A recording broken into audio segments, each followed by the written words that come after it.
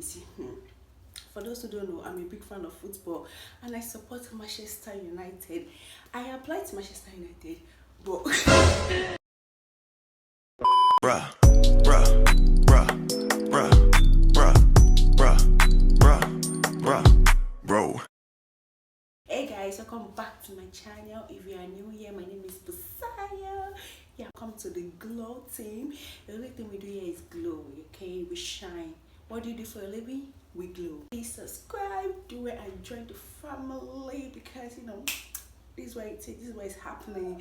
And if you're an old subscriber, thank you for coming back. You're my real G. From the title, today I got my offer from Russel Group universities. But the reason why I feel I should put it out there is because most people think that, oh, these universities, you can't apply to them. We're talking of universities like Oxford, Cambridge, King's, LSE, University of Birmingham, Leeds, but they're actually quite easy to apply to. So to start from the very beginning, from the beginning, okay, the first university I was asked to apply to by my parents was LSE, that's London School of Economics. And when I went to check like London School of Economics, that was when I fell in love with the UK, guys. Like, I was like, oh my god, school is in London, it's cool, it's everything. I was like, ah. And then later he asked me to also apply to King's College London, and yeah, like I was blown away. I was living the London dream, guys. London dream. There is one particular biscuit here in Nigeria that's called London dream. Yeah, I was living the London dream. I was eating the London dream. So yeah, that was what made me fall in love with the UK. So apart from that, and that was actually what made me become stubborn, made me more stubborn. I did not think of applying to any other like universities, like applied to like New York University, Chicago, Duke University, like other universities like in the US, because my parents actually prefer. Personally, I just felt like I just want to go to the UK. So I'm going to give you my reasons and how I got my offer. First reason why I chose UK is because most of the US universities don't actually have the course that I wanted to study, and the course I wanted to study was international political economy. They didn't have it.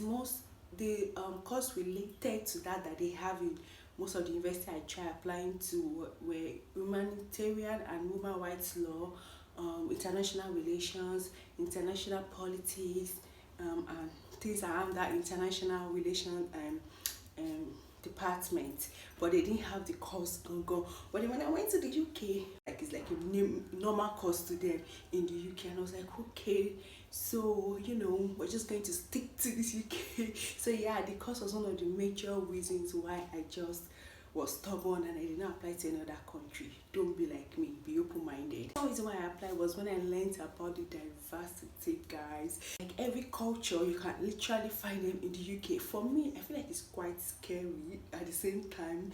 It's like, oh, okay, I'm going to meet many people, get different people's views and perspective about life. But at the same time, I feel like it's too much. Like, I don't know. So the third reason why I applied to the UK was because of the recognition, guys. The recognition. The universities in the UK are quite recognized, and I applied to mostly Russel Group University.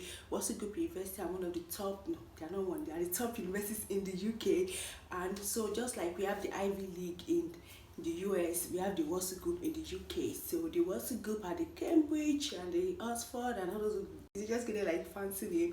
And in the US, they are like them Harvard, Stanford, and all those top universities in the US are called Ivy League. So yeah, so the recognition that this Russel Group University have to help me like boost my career prospects, that was one of the reasons why I applied to the UK. So they are recognized, the academics is standard. Another reason why I applied to the UK is because last year there has been rumor of post-work study, guys. Post-work study in the UK. So now that we have Brexit, so they decided to bring up post-work study, and you can stay back as a master's student in the UK for 2 more years. Oh yeah, what are you waiting for? Imagine staying 1 year and then you also have another opportunity to stay another 2 years. So even if you don't even get a job or whatever, you will work enough job for you to come back and probably start a business or walk along the line of your masters. Do you understand? Like, final reason why I chose the UK is for those who don't know, I'm a big fan of football. I support Manchester United, so I'm a big lover for Manchester United. I love Manchester United, and I want to explore Manchester City, go to the stadium, buy all the merch, everything that is Manchester. I'm going to buy it. Yeah, so that is my final reason. And now I'm going to go to how I got. The purpose of this video, I'm going to really focus on the master's requirements. So what I admitted that I got all this offer. So yeah, the documents that I prepared were my NECO or WAEC results. Okay, I use my WAEC, and then my degree certificates, my transcript, my CV, 2 reference letter, personal statement, and my international passport.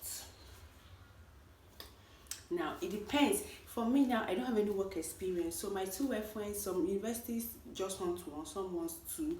One for me, like if you have worked before, let's say you're a bit older, or there's like a huge gap between your undergraduate level and your application for masters, like you tell them what you were doing within that. If it's like 2 years, what were you doing in 2 years? If it was 3 years, what were you doing?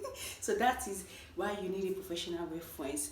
So yeah, that's for the reference, but 1 from your school and 1 from your work, or just 2. So I got 2 from 2 lecturers from my school. For universities I want 2, different universities, different requirements. Okay, so I applied. No, I wrote personal statement for 6 universities.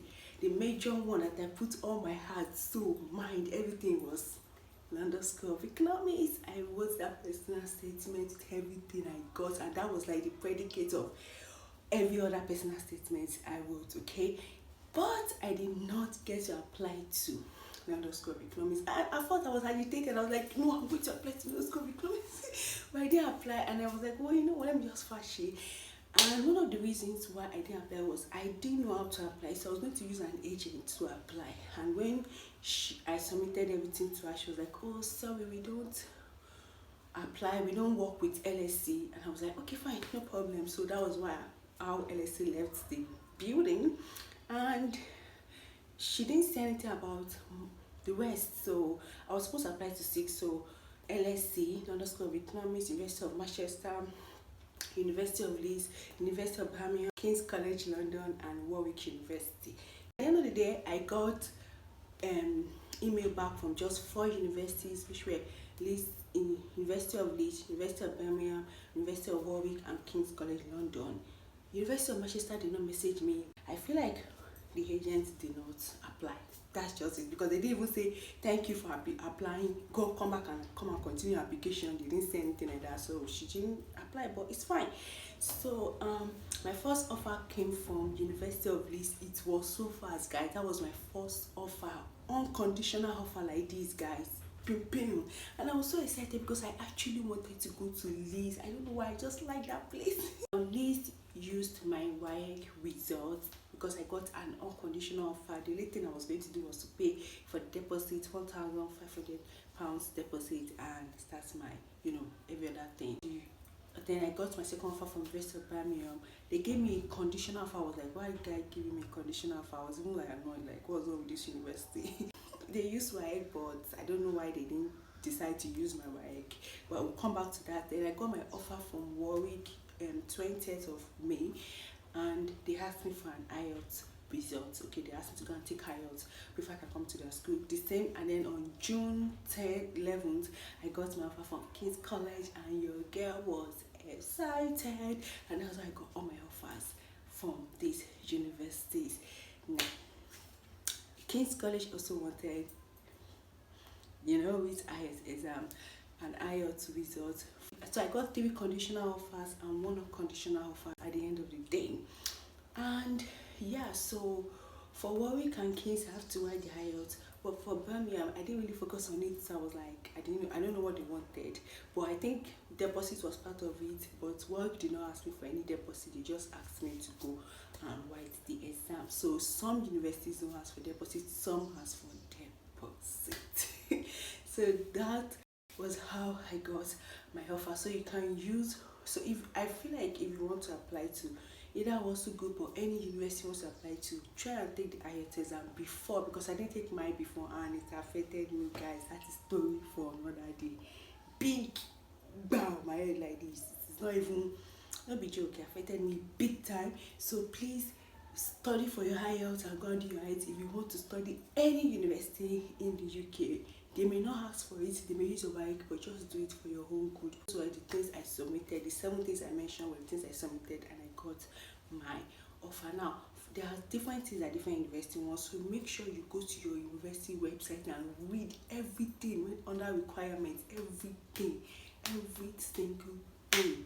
Because if you don't do this, it may delay your your offer or your cars and all those other things, and then you'll be agitated and you just have unnecessary anxiety like I did. So I'm sure you guys want to know which university I ended up going with. Well, with so many circumstances and so many things that happened, the girl finally went along with the offer from. Okay, so this is where we will end today's video, and please don't forget to subscribe, share, like this video, and I will see you guys in my next video.